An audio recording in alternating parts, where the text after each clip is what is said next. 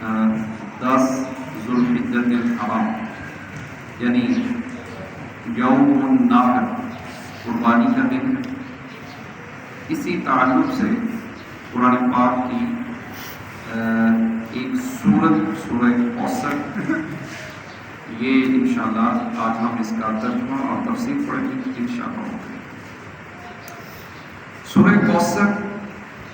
30واں سپارہ قرآن پاک کی یہ 108 نمبر سورت ہے اور اس میں کل 3 آیتیں۔ اللہ رب العزت کا فرمان اِنَّا أَعْطَيْنَاكَ الْكَوْثَرَ، اے محبوب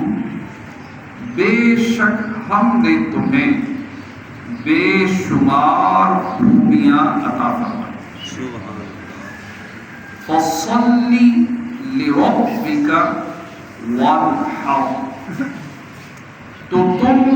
اپنے رب کے لیے نماز پڑھو اور قربانی کرو۔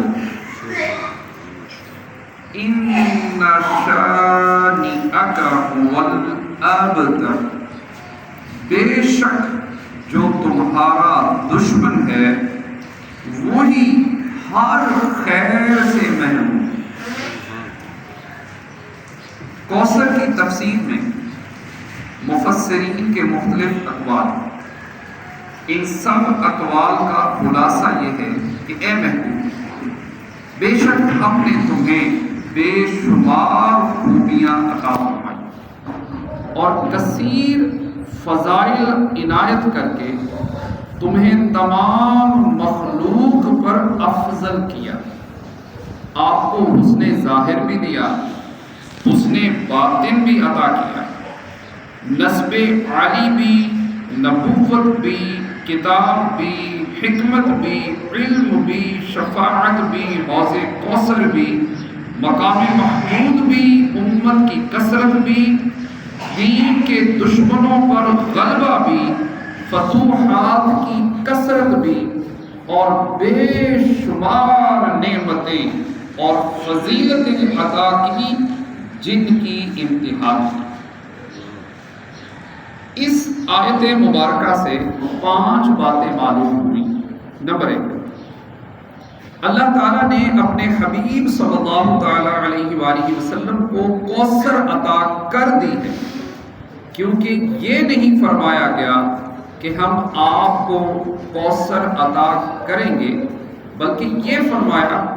کہ بے شک ہم نے آپ کو کوثر عطا کر دی۔ نمبر 2، اللہ تعالیٰ کی اپنے حبیب صلی اللہ تعالیٰ علیہ وآلہ وسلم پر یہ عطا ان کے نبی اور رسول ہونے کی وجہ سے نہیں، بلکہ آپ صلی اللہ تعالیٰ علیہ وآلہ وسلم کی ذات کی وجہ سے، جو شان محبوبیت کی صورت ہے، کیونکہ یہاں یہ فرمایا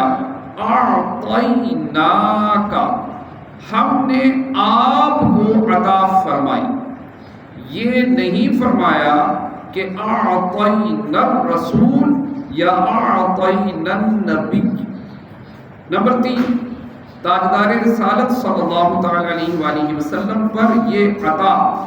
کسی عبادت اور ریاضت کی وجہ سے نہیں ہے، بلکہ ان پر یہ عطا اللہ تعالی کے عظیم فضل اور احسان کی وجہ سے ہے، کیونکہ یہاں عطا کا ذکر پہلے ہوا اور عبادت کا ذکر بعد میں ہوا۔ نمبر 4، اللہ تعالیٰ نے آپ کو کوثر کا مالک بنا دیا، تو جسے آپ جو چاہیں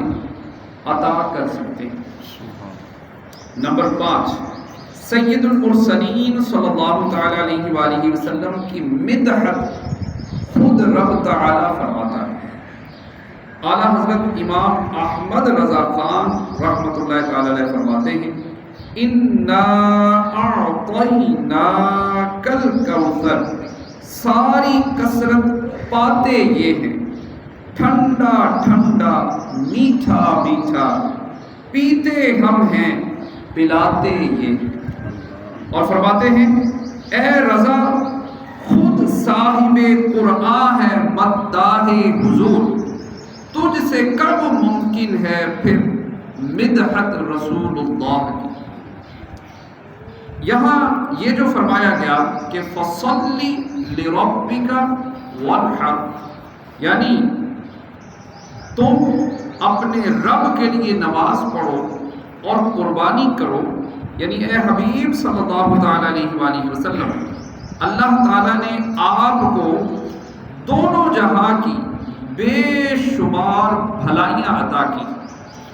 اور آپ کو وہ خاص رتبہ عطا کیا ہے جو آپ کے علاوہ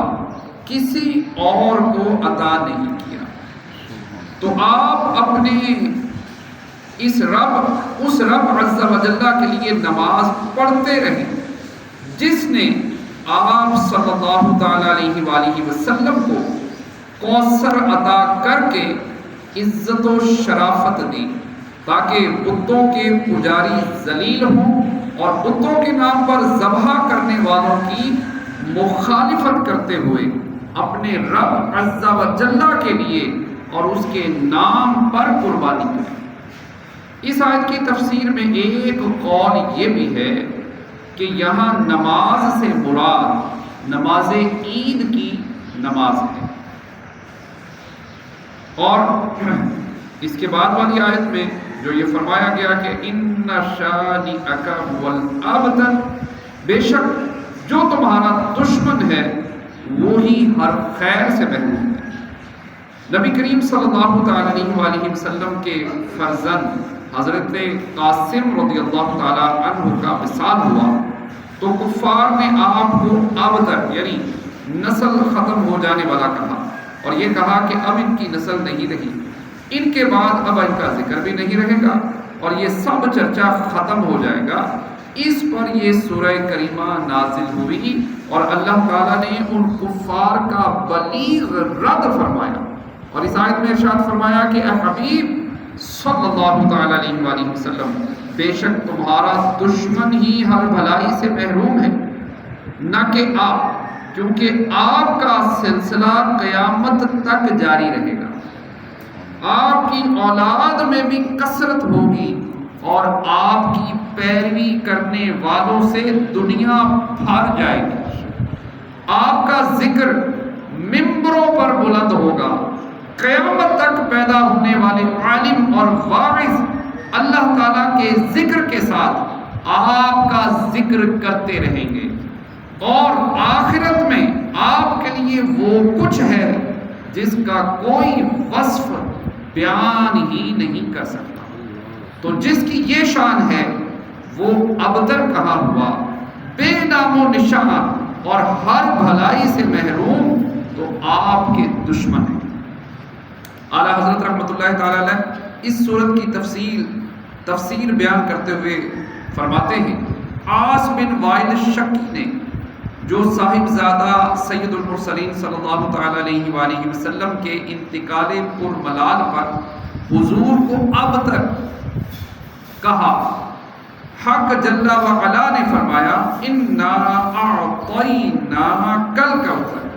بے شک ہم نے تمہیں خیر کثیر عطا فرمائی کہ اولاد سے نام چلنے کو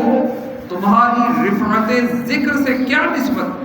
کروڑوں صاحب اولاد گزرے جن کا نام تک کوئی نہیں جانتا، اور تمہاری ثنا کا ڈنکا تم قیامت تک اکناف عالم و اطراف جہاں میں بجے گا، اور تمہارے نام نامی کا خطبہ ہمیشہ ہمیشہ اطباق فلک آفاق زمین پر پڑھا جائے گا، پھر اولاد بھی تمہیں وہ نفیس و طیب عطا ہوگی جن کی بقا سے بقائے عالم مربوط رہے گی، اس کے سوا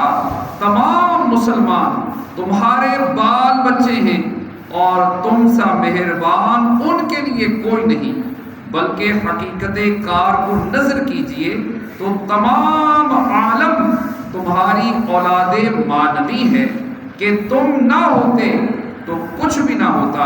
اور تمہارے نور ہی سے سب کی آفرینش ہے، اسی لیے جب ابو البشر آدم تمہیں یاد کرتے تو یوں کہتے اے یا ابنی سورہ و ابی معنا، اے ظاہر میں میرے بیٹے اور حقیقت میں میرے باپ۔ پھر آخرت میں جو تمہیں ملنا ہے اس کا حال تو خدا ہی جانے۔ جب اس کی یہ عنایت بے غایت تم پر مبذول ہو تو تم ان اشقیاء کی زبان درازی پر کیوں ملول ہو، بلکہ فصلی لربک وانحر، رب کے شکرانے میں اس کے لیے نماز پڑھو اور قربانی کرو۔ تو پیارے اسلامی بھائیوں، ان آیات کے اندر ہمیں پیارے آقا صلی اللہ علیہ وسلم کی شان جو ہے اس کا یہاں پر بتایا گیا ہے، یہاں نماز کا، قربانی کا بھی ذکر کیا گیا ہے۔ تو آج انشاءاللہ الکریم اپنے پیارے آقا صلی اللہ علیہ وآلہ وسلم کے نام مبارک کا تذکرہ بھی ہوگا، ممبروں پر پوری دنیا کے اندر پیارے آقا صلی اللہ علیہ وسلم کا تذکرہ بھی ہوگا، اور اپنے پیارے آقا صلی اللہ علیہ وسلم کی سنت ابراہیمی پر بھی عمل کرتے ہوئے دنیا بھر کے لوگ آج قربانی بھی کریں گے۔ تو اب کہاں ہیں وہ دشمن جو یہ بکواس کرتے تھے؟ کدھر گئے؟